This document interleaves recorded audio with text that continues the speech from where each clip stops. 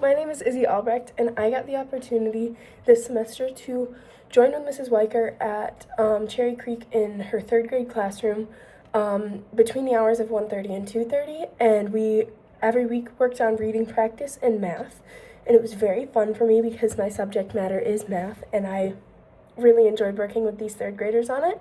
One of my favorite activities that I got to witness and observe for was her reading out loud activity. So they were working through a book, a chapter book, with everyone, and I don't remember the name of the book, but it looked like a pretty good book for third graders. And they sat in a circle, got out of their desks, sat in a circle, and got to do a little read aloud. And so it started with each student, she would call on someone and they would read like a full page. And then once it seemed like the group was getting a little out of it and not really paying attention anymore, she would switch up the style of what she was doing and how they were reading. And the second one she did was she would read like a couple sentences and then they'd fill in one word, or maybe then after a while they'd fill in a few words. And then after that, she asked them all to read as one group, and they all read like a full paragraph together, which was pretty impressive. I think this worked on their auditory skills, listening to her and hearing what the words sounded like and how they should say them if they were confused while they were following along on the page.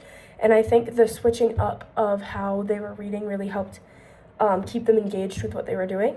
And then the math practice that was my favorite was when she was working on area with the kids, and they were just learning this concept, and she did definitely apply the universal design for learning, because she asked me to work with a few students that didn't quite understand it as well as she was, as well as some of the other students, especially with the difference between area and perimeter.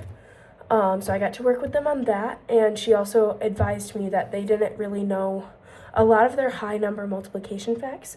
So I wrote the questions, or made the questions to be able to fit their capabilities. And then another time there was a sub, and it was a little bit of a chaotic day, but the math practice they were doing, once they were done with that, they got the opportunity to choose their own personal math game that was at their own personal level. So I thought that was a really good way to have each have a specific thing that they need to work on. So, well, thank you and have a good summer.